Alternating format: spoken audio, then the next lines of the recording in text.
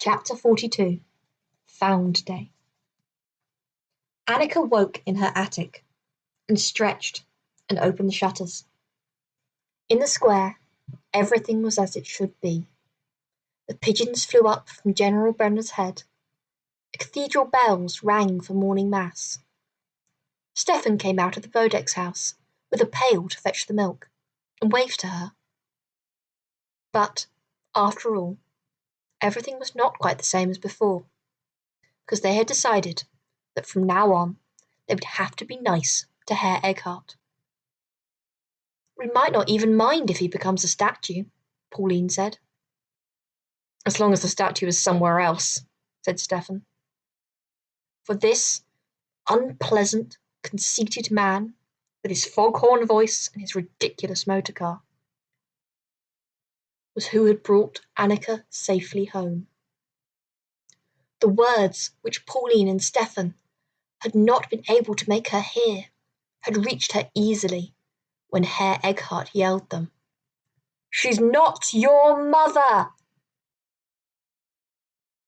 And as soon as she had heard them, Annika had known. "I must have known all along in a way," she said. "I tried too hard." When she had come home, they'd all watched Annika for signs of shock or grief or disbelief. But there were none. The waters of the Danube, as she swam to the shore, had woken her completely from her spell. Forgiving a mother who had robbed her would have been a hard task. What of a woman so greedy for wealth that she had pretended to have a daughter, took her away from those who loved her, fed her with lies? A woman like that could be banished from one's mind completely and forever. It would take time, for Annika's love had been real, and it had been deep, but she knew that in the end she would succeed. "You're not nobly born, then," Lomri had taunted her the day after Annika returned. "You're not a Von after all." And she had stepped back at the happiness in Annika's face. "No," said Annika, "I'm completely ordinary. I'm me. And I have the most marvellously ordinary mother in the world. I have Ellie."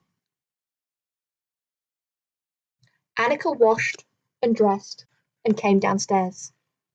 In the kitchen, the water was boiling for coffee. The rolls were warming in the oven, but there was no sign of Ellie. The door to the courtyard was open. On the bench sat Ellie, and across her lap, though there was plenty of room for him on either side, lay the three-legged dog. "You'll have to make the coffee," said Ellie. Annika turned away to hide her smile. "Couldn't you just tell him to get off?" Ellie looked at her reproachfully. "He's tired," he said. There had been a nasty row when Bertha had written and had said that she was going into hospital for an operation and asked if they could take Hector. "Couldn't we have him?" Annika had begged. "I've always wanted a dog." "Over my dead body does a dog come near my kitchen," had been Ellie's reply. "He's not a dog. If it wasn't for Hector finding the photograph, I'd still be at Spittal." "All the same, he's a dog," Ellie had said. "Germs and hairs on everything, and dirt." But by this time, Hector had been on his way. Zed came in just as they were clearing breakfast.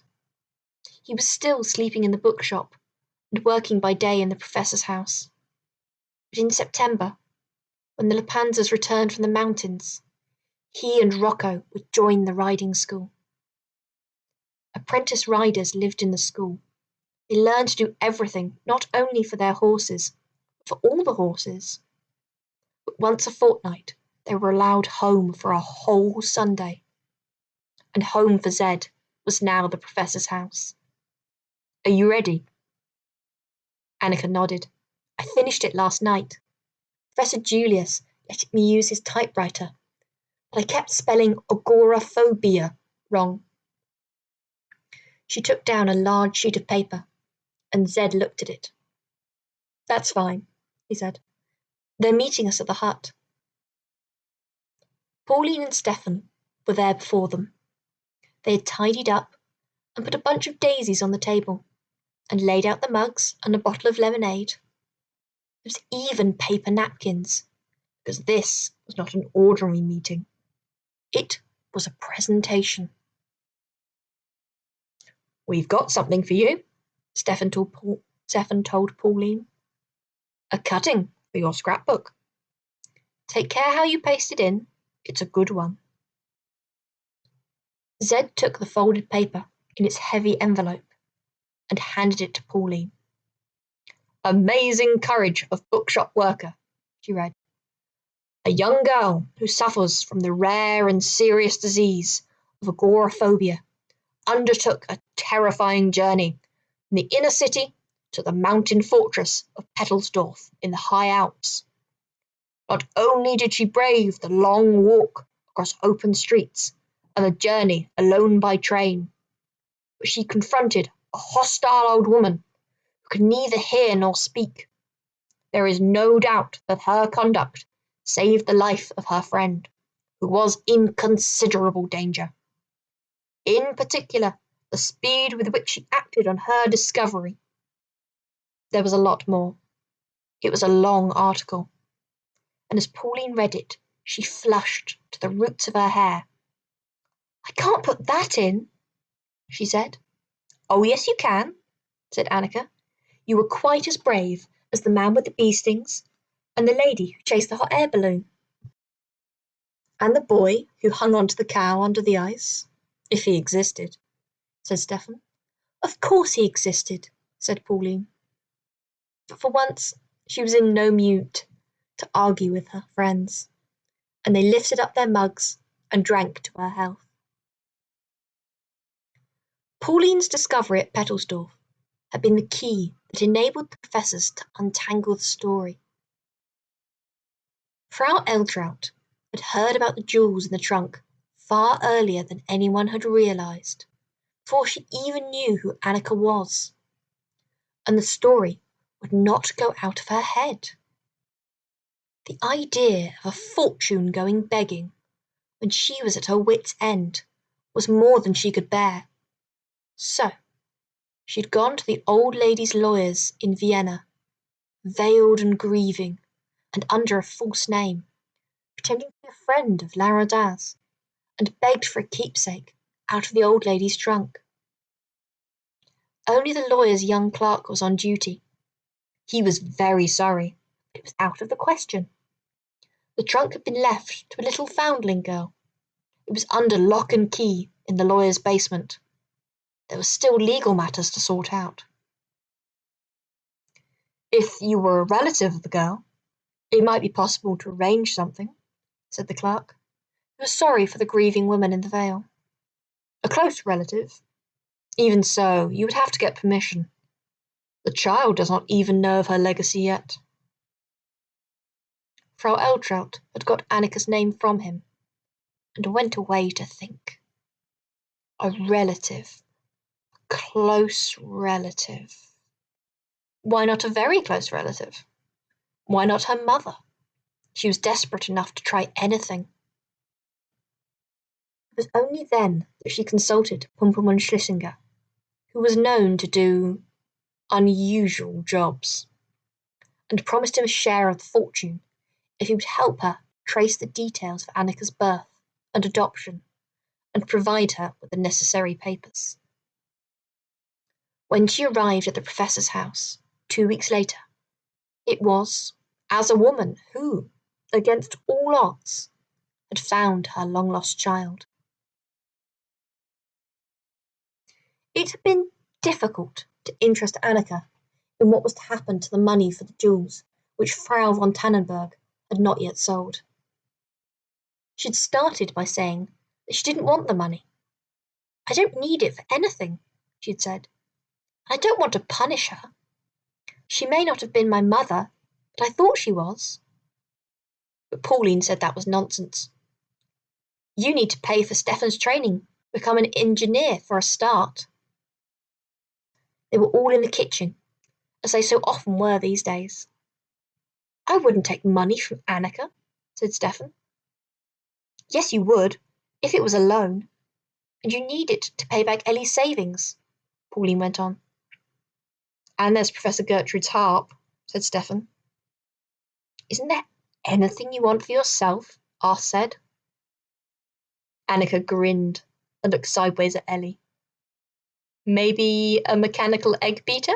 she suggested, and waited while Ellie's eyebrows drew together in a frown, and she said, "Over my dead body." All the same, it seemed as though Annika would get some money in the end, whether she wanted it or not, because the Eggharts were now on the warpath. As the truth came out about Frau von Tannenberg's activities, they were once again making it clear that the famous trunk had belonged to their great-aunt. "She was our great-aunt, so it was our trunk," they pointed out, in case anybody had not heard that yet. They also threatened to dispute the will, on the grounds that the old lady had not been right in her head before she died. "One of the maids said she spoke about a rose garden in the sky," said Frau Egghardt, "which shows she was wandering." "No, it doesn't," said Pauline. "There is a rose garden in the sky, above Murano. It's a glacier, very high, which turns a rose colour in the evenings, and that's what they call it. It's in the guidebook." But the Eggharts were not so easy to shake off. "If Annika won't take the matter any further, then we will take steps ourselves. It's outrageous that that woman should get away with her crime," they told the professors. The professors felt the same. So, in the end it was agreed that while Frau von Tannenberg should keep what she already had, "because of Spittal," said Annika. "It would be awful if everything fell down again." The rest of the jewels should be sold, and the money divided between Annika and the Eggharts.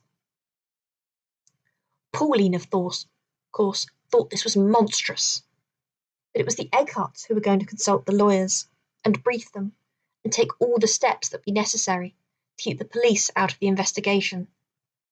And everyone knew that if it was left to Annika, she would do nothing. Annika was to get a small allowance each month and a lump sum for the loan to Stefan, and the rest be put in a trust for her till she was 21.